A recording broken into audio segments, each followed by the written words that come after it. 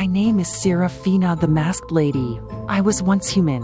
Since then, I have lived many lives. I have been loved and reviled, adored and despised, been the child of a poor prostitute and a courtesan revered by thousands. When I was a child, a stranger with no face offered me the ability to move between the worlds. Since then, my every death has led to a new life. I once had a true love. He was ripped away from me when I was murdered in the 18th century. I search for him still.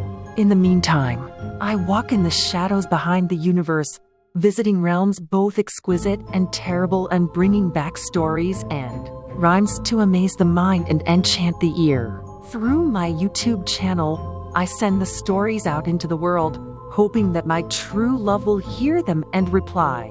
Hoping, if he does not, that I will find in the other souls who listen kindred spirits to help ease the pain. What of you, stranger? Did you come here tonight seeking a mystery? Do you hunger for a spark of excitement, for the dark thrill of fear? Will you listen as my tales unfold, knowing that some may very well take on lives of their own? Consider, stranger, whether you have the courage to walk between the worlds with Seraphina the Masked Lady. Hello, my delicious darlings, and welcome back to my favorite place in the world, the place where I get to share the strangest and spookiest of my stories with you. Today's episode contains only one rhyming story, but it's a doozy.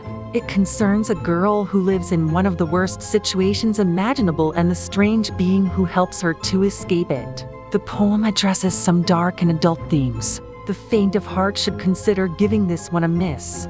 For those brave enough to continue, brace yourself and hold on tight. It's likely to be a bumpy ride.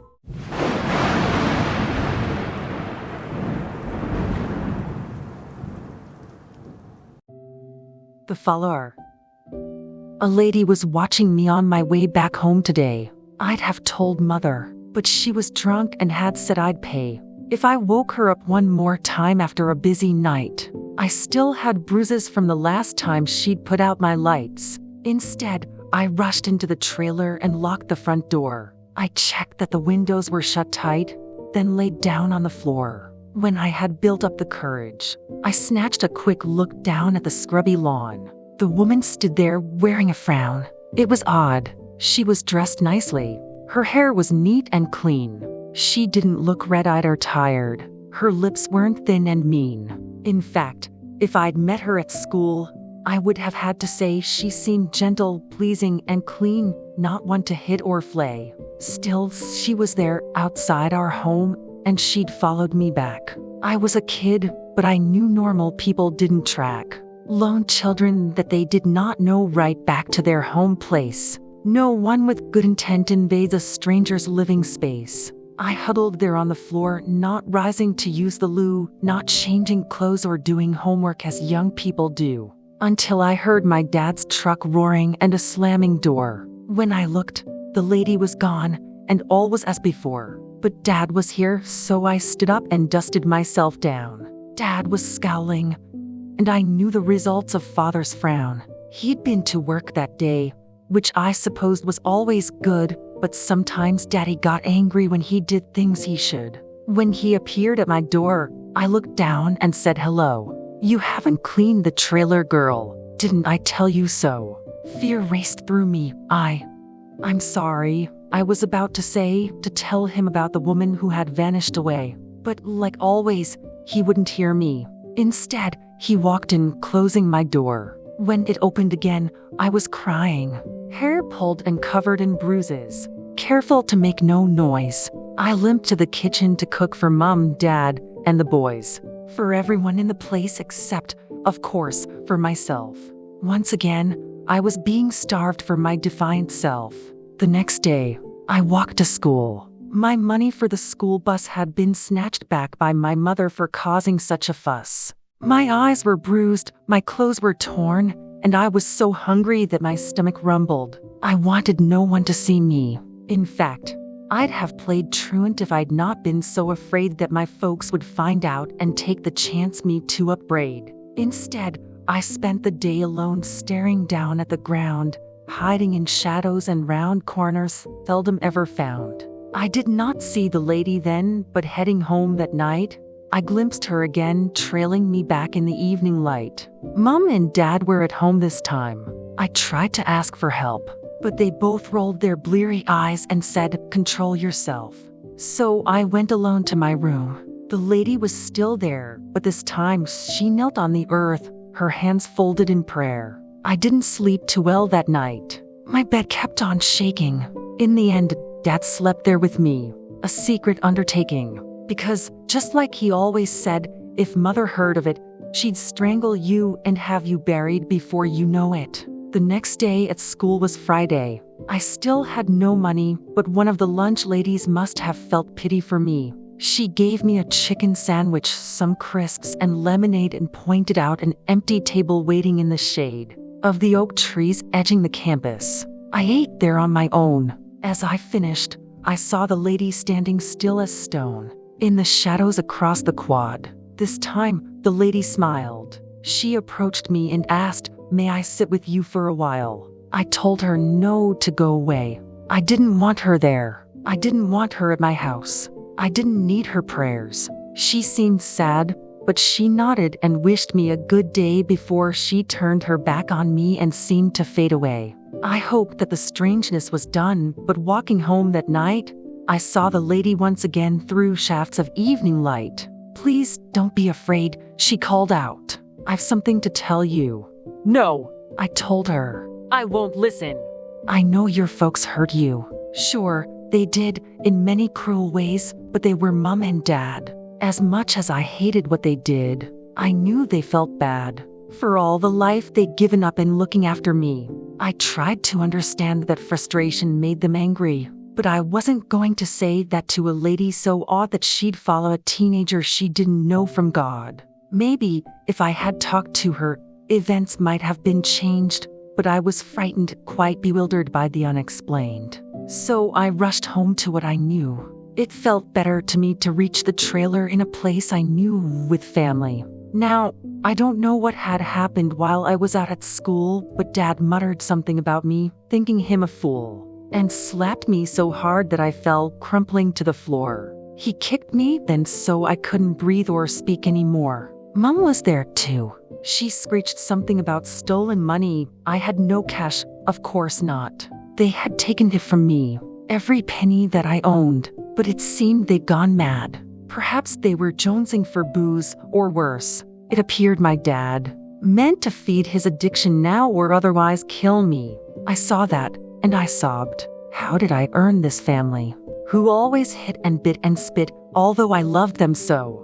Why didn't they treat me better or at least let me go to someone else, some other place, a kinder home somewhere? Now, I would die for want of money, and no one would care. Despair was heavier than pain. It made me close my eyes. I was relieved that, at least, I'd no longer be despised. I waited for the crushing pain and for my final end. What else could happen? I was alone here, without a friend. That was when I heard a "What the hell?" spoken above me, a grunt, a scream, and then nothing except the strange lady. I heard her voice and then looked up to see her smiling face. She reached down, and she helped me up. "We're going to leave this place. Now take my hand and don't look back. I'm taking you with me to somewhere beyond these two fools, somewhere you'll be happy." And suddenly, it seemed to make sense that I'd go with her. If she meant to kill me, then so what? She couldn't do worse than the people who were supposed to love me and take care.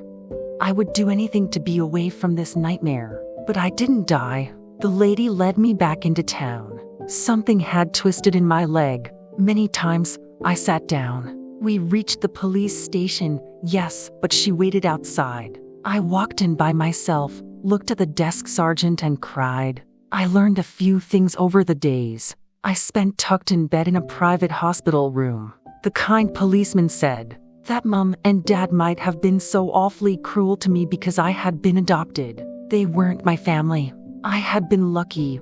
They said that I hadn't had a child from what happened the nights when Dad had looked at me and smiled. My broken bones would heal mostly, although the scars would stay. I was amazing, they told me, for making it away from the trailer all by myself," I said. But the kind policeman insisted no one had been with me when I arrived. In the end, I didn't argue with them. I'd learned long ago to be quiet when it came to men. They waited as long as they could to tell me what they'd found when they came to the trailer. Mom and Dad dead on the ground. It looked, they said, like some creature had shredded them with claws. And now they knew what they'd done, they'd give it loud applause. They'd looked all over the trailer, but they'd found nobody, no hair, no fingerprints, but those of Mom and Dad and me. Now, they were gone, and I would be found a much better home.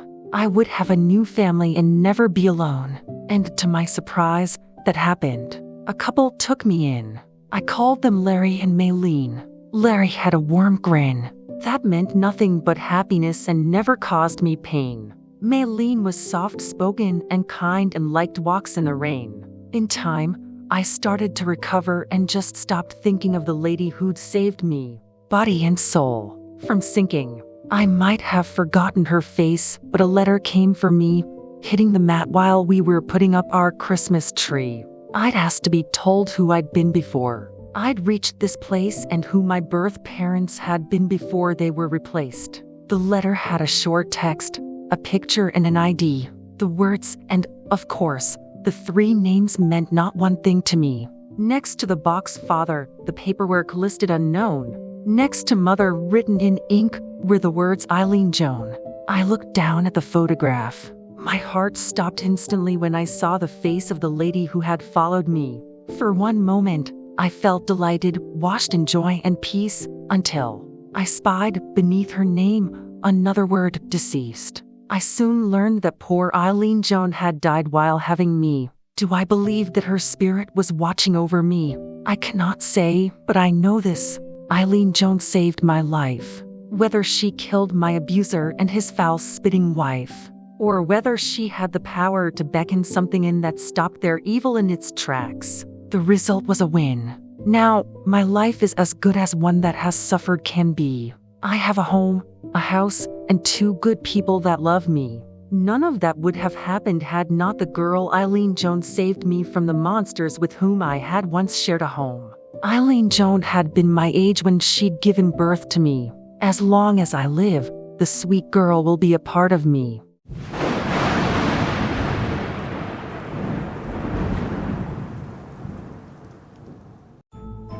Wow, that was a wild ride. I'm glad our narrator escaped her evil parents and created a happy life. As for her real mother, I hope Eileen Joan is smiling down on her daughter from a seat in high heaven. What about you? What did you think of the poem? Did it give you the chills? Let me know in the comments. Until next time, I am off to find a pleasant parallel universe where I can swim with the mermaids. Stay safe and take care. Good night.